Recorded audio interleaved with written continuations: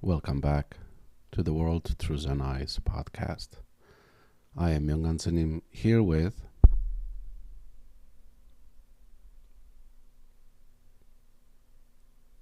crickets. I'm here with crickets. I'm here with no one, in fact. Dr. Lambert unfortunately had a last-minute hiccup and he could not make it today to this only day in our ever so busy and packed schedules for recording the podcast. Not to alarm his fan base, he's all right, all is well, just life. And it's unpredictable, joyous happenings. Sometimes less joyous, but happenings nonetheless. And so here we are, you and I. A unique, perhaps, chance to get all of our listeners more sick of my voice than they perhaps already are. Well, we are going to do, nonetheless, the show must go on, as they say, and we are going to do another fan mail podcast episode. I won't venture a memory flex which recalls which particular number of fan mail, as it was brought up by one of our listeners in a few episodes back. They said, fantastic episode, except that Myung Ansanim couldn't remember that it was a third, not a second episode of fan mail. It's all right. This is, bear with me, episode number 9, I believe, in total. And so the feedback that we did receive and have been receiving really is heartwarming. This podcast was a sort of a project that was intended initially to be just an exercise, and slowly it evolved into being an exercise that is shared with the entire world, frankly, because that's where we're at. The internet does that for us. So, knowing that as a listener, bear in mind we are as fresh into this as you are. So we are growing up together. Us, the hosts, the speakers, and you, the listeners, we are growing up together. We are evolving together. Many of the episodes have been, in fact, of topics suggested by the listeners.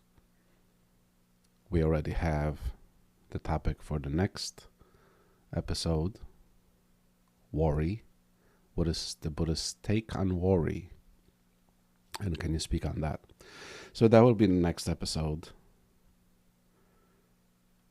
Unless this one fails to satisfy, and so perhaps Dr. Lambert and I will reshoot this particular one regarding forgiveness. This is the subject matter for the day. This is what's on the table. Forgiveness.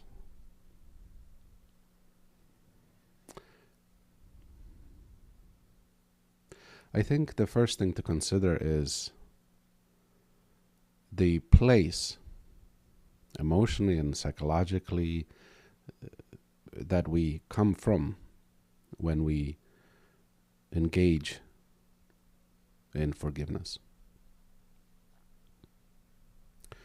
Forgiveness, for one, mustn't be and must be understood that it is not some benevolent bestowal of one higher form of existence onto another lower form of existence. It's not meant to be, and it mustn't be, some grace, I think, that one bestows upon another. When forgiveness is born out of that place of, I am in a position of choice, out of which I choose to forgive you or not, behind that, in the mind, still exists not only a separation and division, but also some superiority that affords one to be forgiving of another. It's a sort of a master-slave almost relationship. I choose to forgive you, ergo I am so fantastic. I choose to forgive you, ergo, we say that's the higher path. Take the higher road and things of that nature. And what that suggests is that the other person is somehow still beneath us. The one that is forgiving is still a sort of ego flex. And the one that is being forgiven is somehow beneath, at the mercy of the grace of the one who is doing the forgiving. I think that is really an unhealthy place from which to approach this, because it renders it very superficial. It's almost an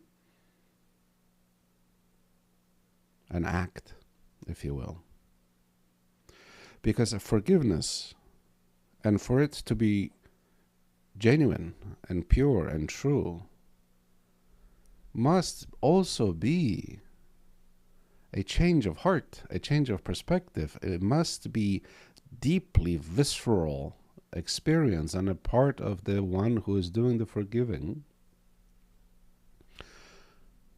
And I speak to that because we really haven't much power, if you want to call it that, in terms of how that's received. So all we could do is we could change our heart as the one who's doing the forgiving.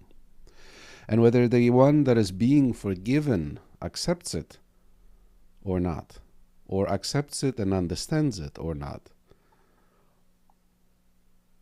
where the pacification, which is frequently what that seems to be, is accomplished or not,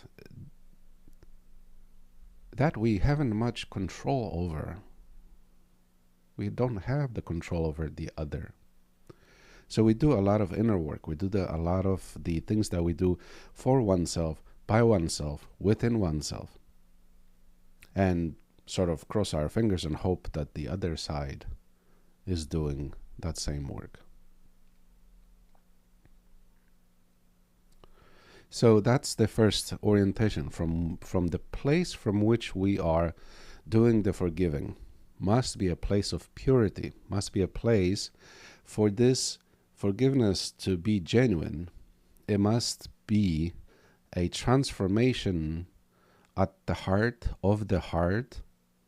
a transformation of the perspective in which we view either the person themselves, which is a whole other topic, right? Where we can collapse onto a single action that a person has done.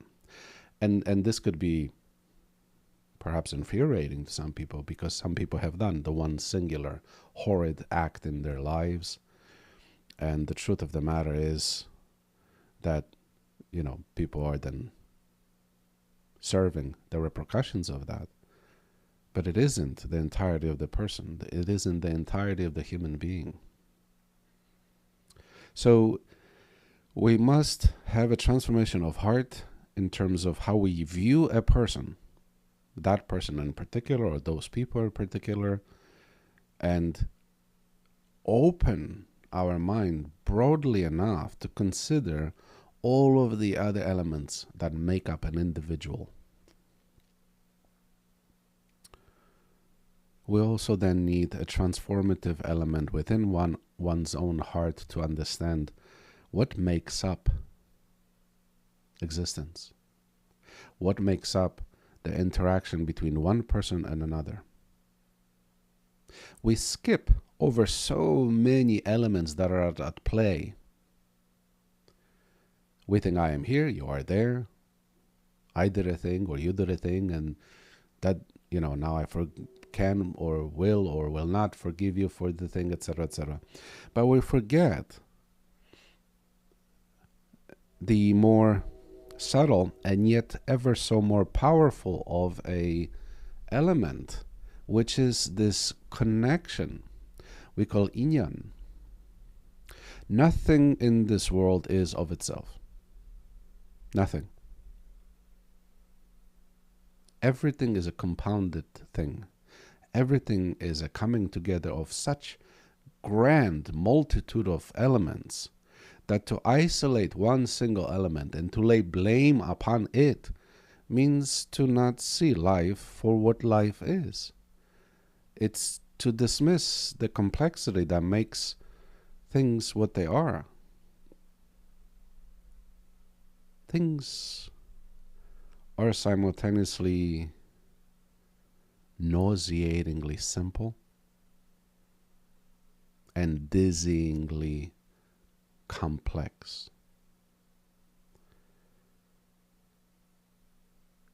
We could say this is the relative and the ultimate perspective.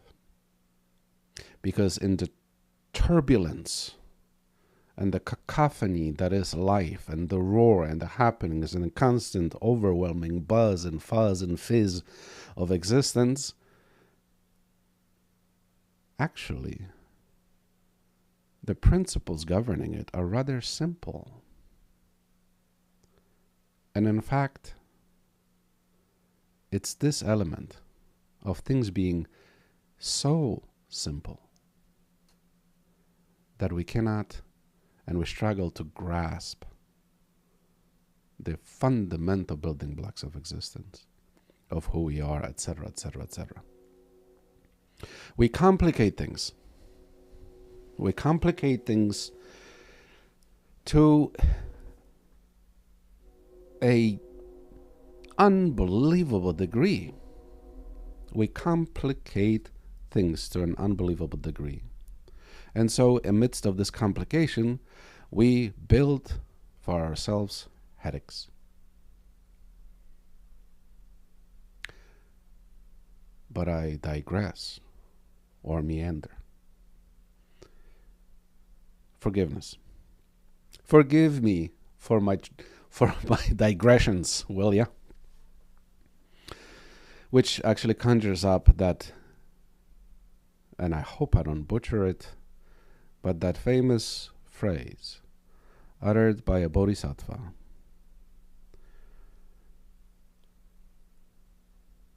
While nailed to a cross and having a spear driven into his side. Father, forgive them, for they not know what they are doing. That's it. In that single sentence, there are two major elements: the forgive and for the not know. And this also frequently becomes a rather contentious principle, because we expect people to know. Animal lovers sometimes tend to favor animals over people on the account that we expect the human being to act in a way other than they are acting. We expect them to be understanding. We expecting them to be compassionate. We expect them to be X, Y, and Z. And frequently that is that I expect them to be, and the truth of the matter frequently is, I expect them to be what I am, and see how I see, and believe how I believe, what I believe, etc., etc.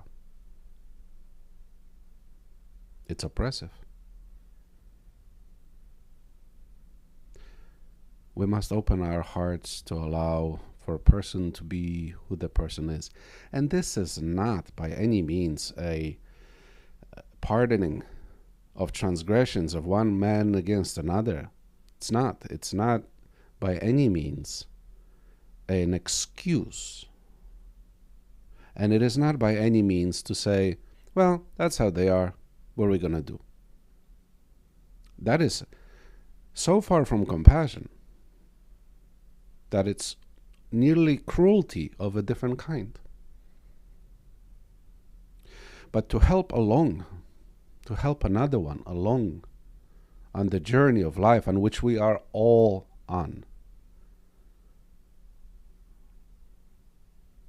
to help them see and understand, not see as I see, understand as I understand, but perhaps just propose a view that one has never considered.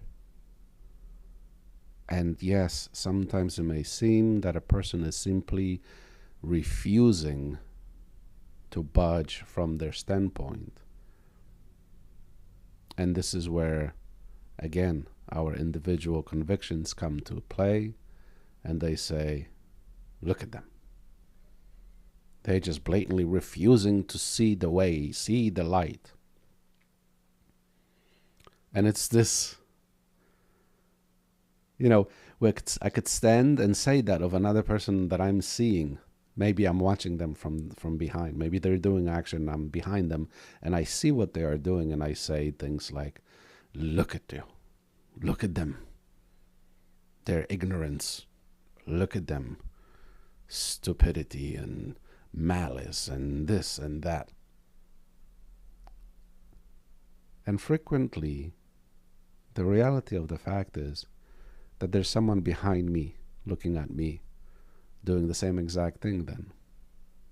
And behind them another one, and behind them another one, and behind them another one. We are all human. We have our knowledge, we have our wisdom, and we all have our ignorances, and we are all under construction. As am I, as undoubtedly is every one of us. We are working, all of us. The job work is a simple expression of the work that life is.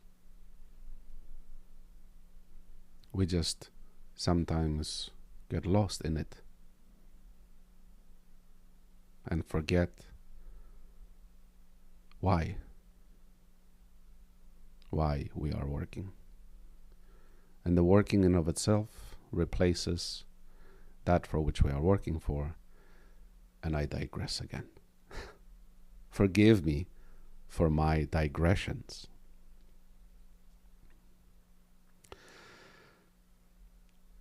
I do have, in fact, ready what would you call it? I don't know if a poem is the right thing to call it. Sure, let's have it, a poem.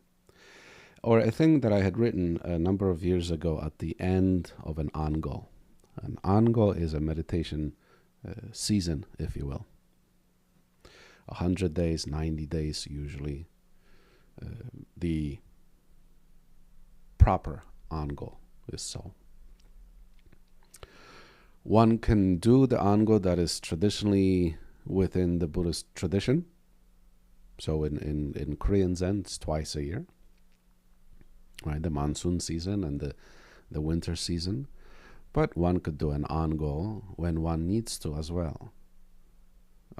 This tradition of ango goes back to the times of the Buddha, where all the monks were cloistered together and practiced together and stayed together, gave them an opportunity to hear the teachings of the Buddha, gave them an opportunity also to not travel as they did, and therefore, given the weather conditions,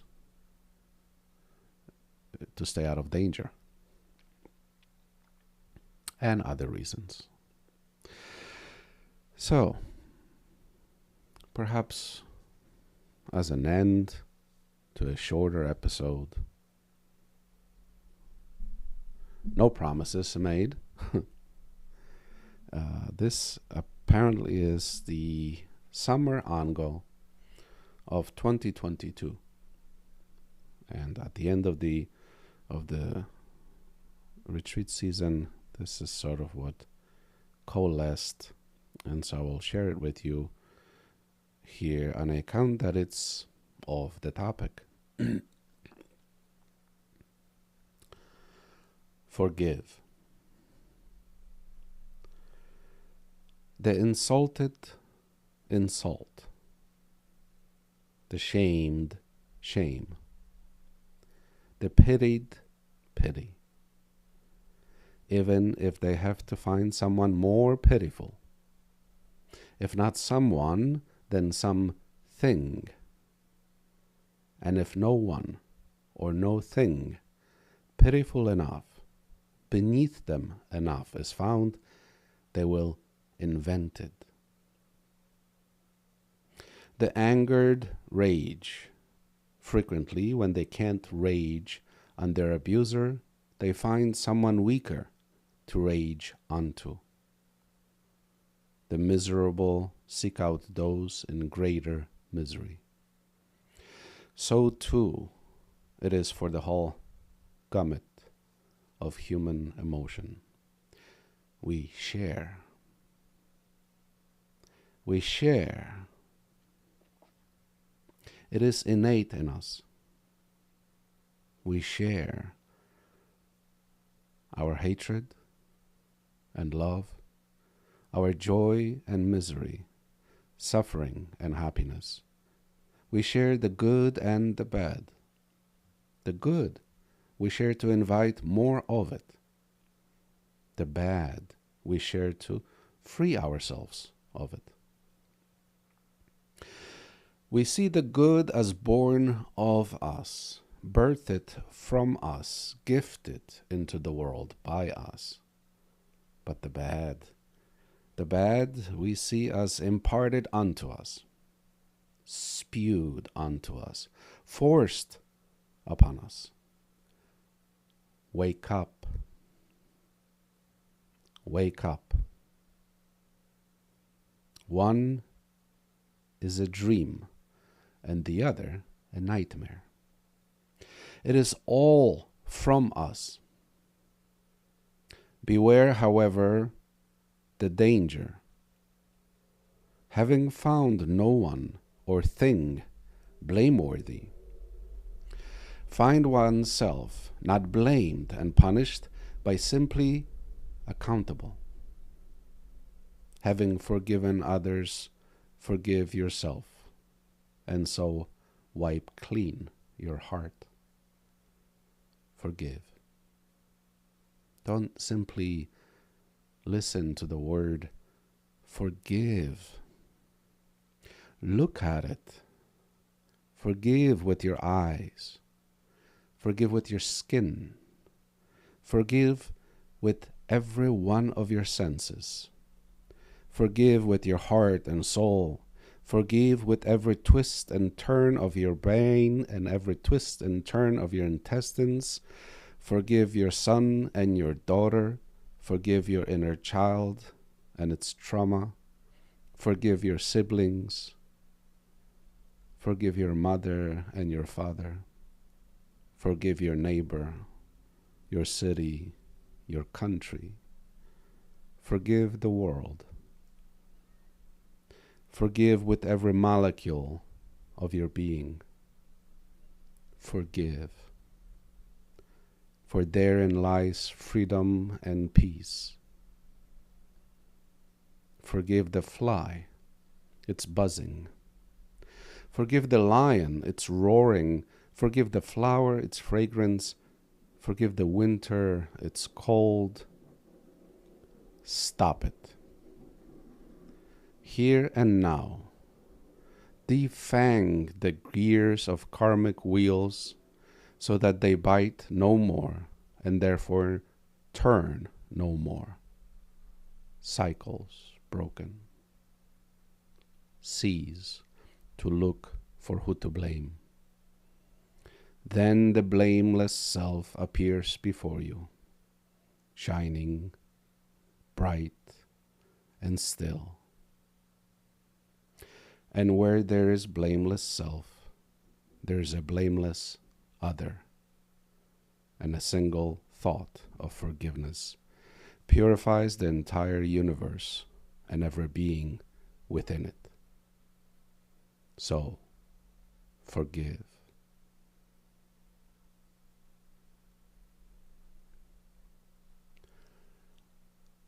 Until next episode, take care of yourselves and each other. And forgive.